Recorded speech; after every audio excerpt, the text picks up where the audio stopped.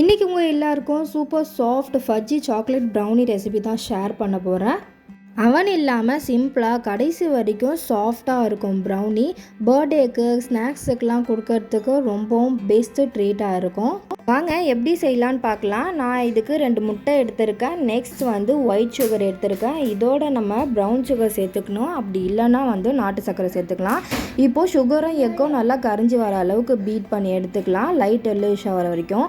இந்த மாதிரி வந்ததுக்கப்புறம் நம்ம மெல்ட் பண்ணி வச்சுருக்க சாக்லேட்டையும் பட்டரையும் சேர்த்து நல்லா மிக்ஸ் பண்ணி எடுத்துக்கலாம். ஓவர் மிக்ஸ் பண்ணிவிட வந்தால் எல்லாமே நல்லா கலந்து வர அளவுக்கு மிக்ஸ் பண்ணிக்கிட்டால் போதும். நெக்ஸ்ட் நம்ம ட்ரை இன்க்ரீடியண்ட்லாம் சேர்த்துடலாம். Maida 1 cup, cocoa powder 1 pinch, salt சேர்த்து நல்லா மிக்ஸ் பண்ணி விட்டுக்கலாம். எல்லாமே நல்லா கலந்து வர அளவுக்கு.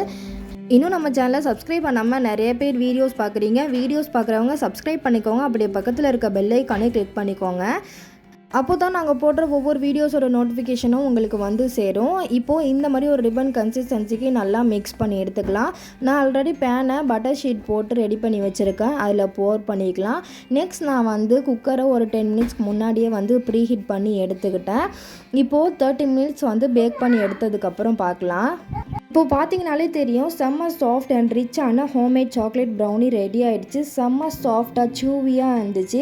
கண்டிப்பாக இந்த டிஷ்ஷை ட்ரை பண்ணி பார்த்துட்டு எப்படி வந்துச்சுன்னு கமெண்ட் பண்ணுங்கள். இந்த வீடியோ உங்களுக்கு பிடிச்சிருந்தா லைக் பண்ணுங்கள். உங்கள் ஃப்ரெண்ட்ஸ்க்கெலாம் ஷேர் பண்ணுங்கள்.